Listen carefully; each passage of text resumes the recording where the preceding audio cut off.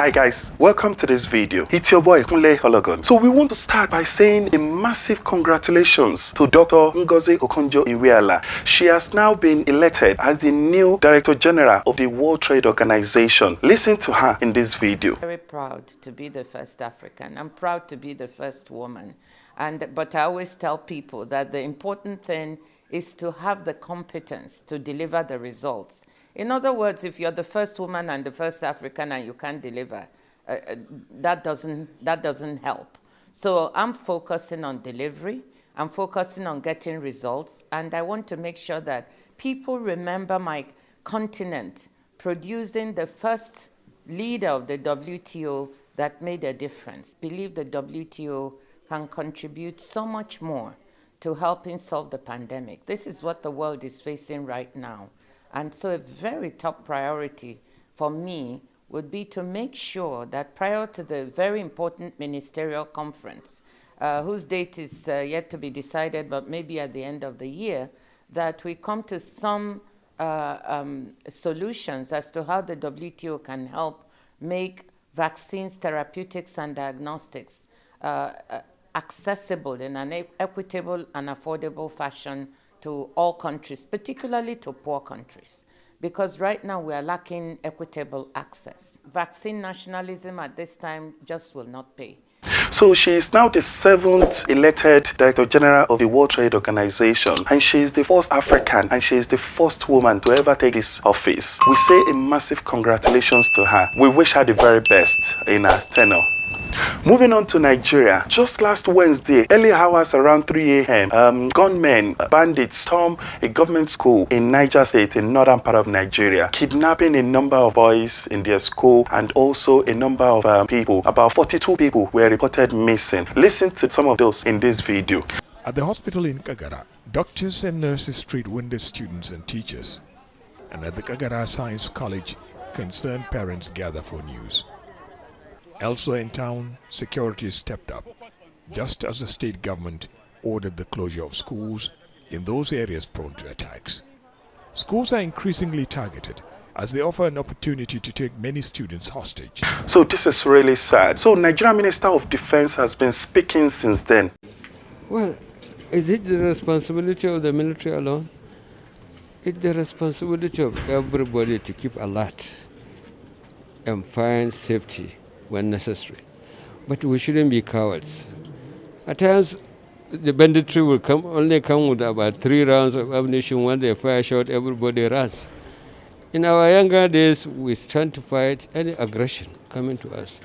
I don't know why people are running away from minor thing like that. They should stand and let these people know that even the villagers, they have the competence and capability to defend themselves. What? Did he just say that Nigerians should be able to defend themselves? This is shocking. Are you suggesting that Nigerians should now start carrying guns? They should be able to defend themselves when the bandits storm their houses, their villages, their schools with all of these ammunitions? And he also said it's just 3 rounds of ammunition that they carry. He defends himself when he was growing up. Oh my God. This is shocking from the Minister of Defense in Nigeria. Nigeria is going through a number of challenges at this period. Remember last week we were just reporting on Fulani herdsmen and villagers in southwestern part of Nigeria in Oyo State, where Nobel laureate Professor Wole Soyinka was saying that does not believe the president of Nigeria is in charge. Clearly, the president is still muted on this.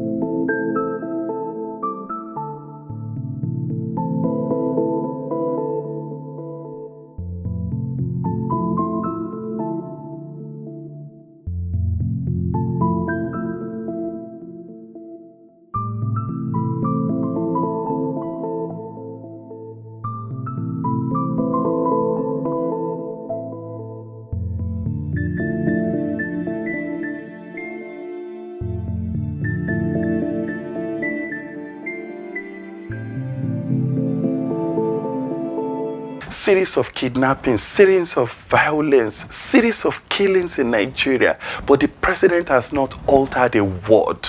This is sad. This is shocking. Do we still have president in Nigeria? Mr. President has no respect for the National Assembly.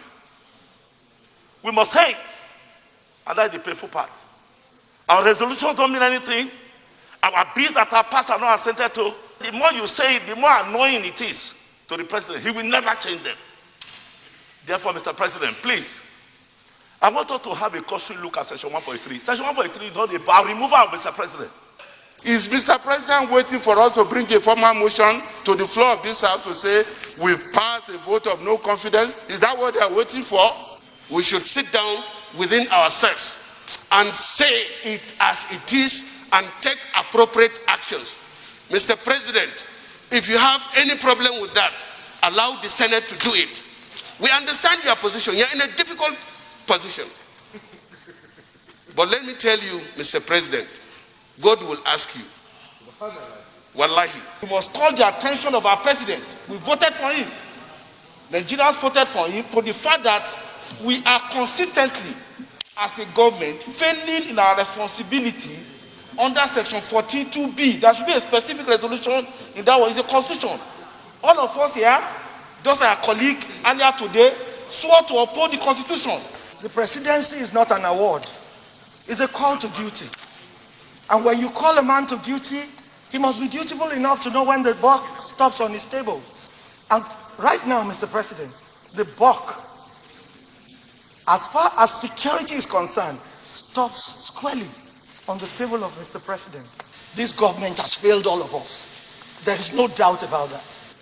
If we decide that government must do something before we will produce the budget, I am sure they will be up and doing. Since Friday, over 300 children had been moved. Then we have security people who are just collecting money and building big houses in Abuja. And then we say that we can only pay lip service. And then we say we are representing the people who are not representing them. We must address this issue the way it is. The level at which people are killed, I think we need to rethink on how to make the security architecture responsive to the security challenges. This is the question that everyone keeps asking. Where is the president of Nigeria? What is he doing about all of these insecurities in Nigeria? People are dying every day in Nigeria, and this is really sad. The government have not said anything, and we don't know what they're doing to combat this. There is a risk that Nigeria is heading towards ethnic clashes, ethnic violence, and there could be war in the country. We hope the president will come out and speak in no distance time, and we wish Nigeria the very best at this difficult time. Moving on to Somalia. So Somalia's election should have taken place on the 8th of February, but the president of Somalia, President Mohamed, has said the election will not take place, and eventually the election never took place or did not hold. And since then, the opposition party and the number of citizens in the country have been protesting. They protested on the street of Mogadishu, in the capital of Somalia, and suddenly there was a gunfire from nowhere.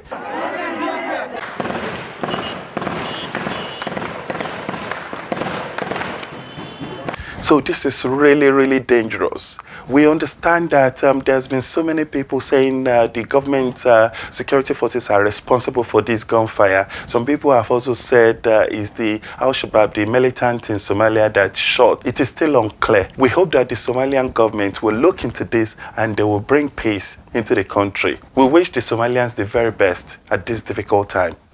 Moving on to our weekly money transfer update for this week. So as we can see on this table, we can see that still on top of our list for this week is transfer. Transfer for this week remains 620 naira to £1. For this week, transfer-wise, the dollar is still 388 naira to $1. So for euro, we can see that it is 470 naira to €1. There is no difference from last week. So feel free to share this video with your loved ones. Hopefully it has helped someone for this week.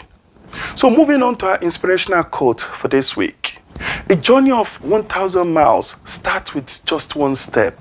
Take a step today and be positive about that step. We wish you the very best at this period of time. So if you are yet to subscribe to K90 channel on YouTube, please kindly do so. Also, please don't forget to follow us on Facebook, Twitter, and Instagram. Thank you so much for watching this episode, and bye for now.